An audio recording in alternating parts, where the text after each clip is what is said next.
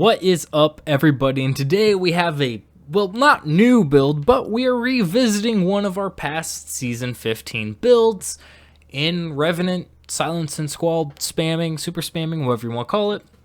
I asked you guys a while back what I should revisit, and you guys wanted this, and here it is. So, there's a few things I've changed with this build. I've changed one of the mods around to get our super faster, just a little bit. And there have been changes in-game to Duskfield grenades. And we have an extra fragment slot now with Grim Harvest. So let's talk about our Stasis subclass and how we set it up. So I personally like triple jump, that's why I did that. Gambler's dodge is a must though. You want to have as many of the shurikens as possible. They are very important to this build. We'll get into that a little bit more later. But for our grenade, we want Duskfields. They have the shortest cooldown, and they work best with Grim Harvest compared to the others.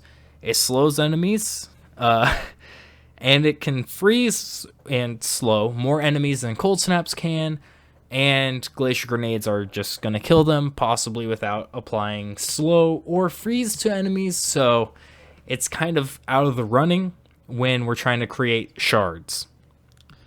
Now, for our aspects, if you haven't guessed, we're using Grim Harvest as 3 fragment slots, which is a huge reason why, but the bigger reason is Stasis shards. You kill a slowed or frozen combatant, you create Stasis shards. And there's a mod called Elemental Shards. Elemental Shards makes Stasis shards into Stasis Elemental Wells. That's basically why we're using Grim Harvest. But Touch of Winter is our other aspect, and that's to give our Duskfield a slightly bigger size, and it creates a Stasis Crystal on impact, so you can break that crystal and it does a decent amount of damage, a little bit more than it did before, so yeah, it's a little bit better. For our fragments though, our 5 fragments that we have now, Whisper of Fissures to increase the damage and blast radius of our shatters, which is great. And then we have Whisper of Durance to make our slows last longer and our abilities last longer. That includes Silence and Squall and our grenades and the slows from our shurikens. Plus it gives us plus 10 strength to get more shurikens. Whisper of Bonds is next. Yes, it does tank our discipline and our intellect, but you get more super energy from defeating frozen combatants, and you can freeze combatants by throwing shurikens or throwing Duskfields, or using your gun because we're using Agger's Scepter. So you're going to be freezing a lot of targets, so as long as you clean them up, you're getting more super than you would have otherwise. I chose Whisper of Rhyme for my 4th slot. It could be whatever, really. Whisper of Chains is another great one. There's a few of them that I would suggest, but Whisper of Rhyme is great because you collect Stasis shards and you get a small overshield. And you're going to be making a lot of shards with this build. So it just kind of works really well. Whisper of Conduction is a must, more so than Whisper of Rhyme or Chains. Whisper of Conduction makes shards track to your position. You get Resilience and Intellect for it, so it counteracts Whisper of Bonds intellect tank. Basically the reason I wanted this is so that I don't have to run for my shards. They can track to me and give me ability energy, which helps a lot in some not great situations. So now with our subclass done, let's talk about mods and weapons. Let's start with armor mods. On our helmet, I suggest double hands-on, being that that's the seasonal artifact version. It's 1 point, real cheap, and then throw on a melee well maker, so your shurikens are making wells and shards at the same time, which will double up on your wells. And hands-on gives you super energy for getting kills with your melees, and having 2 of them just bumps that up more, and you have a lot of melees, especially since you're also using Gambler's Dodge. And shards and wells give you more energy back. So it just kind of feeds into itself there. For my gauntlets, I use Thermoclassic Blooming so that I create orbs of power every time I get a melee kill.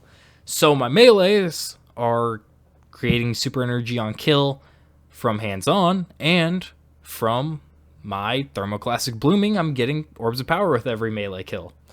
It just works really well together, and Melee Well Maker making wells, which brings me to the next point on my gauntlets. I have Well of Potency. Well of Potency, whenever you pick up a elemental well, it gives you super energy. So when you get melee kills and make those stasis wells, you get super energy from those.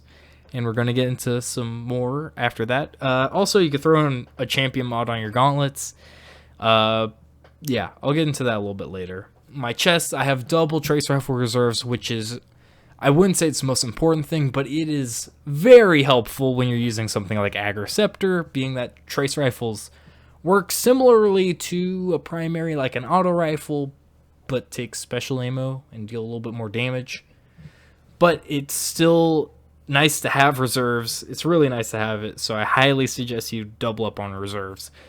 Also, Explosive Well Maker, in case you didn't know, when something shatters, that's explosive damage, so you get some solar wells here and there, and it's really nice to see. On my boots, of course I'm using Star Eater Scales, one of the best super gen exotics on hunters.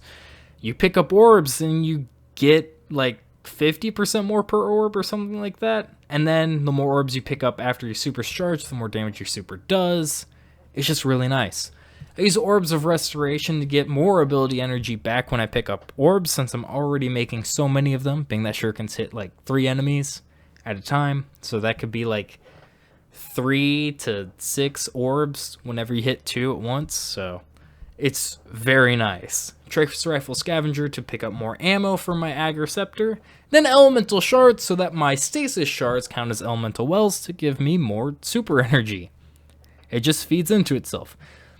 Now, here's where one of the mods change.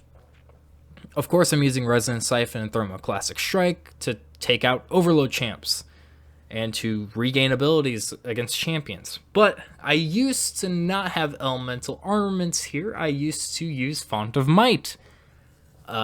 Basically, a decision to change it came from, well, Agriceptor does decent enough damage without the buff, and I can get more wells to get more supers. So I took the option of supering more.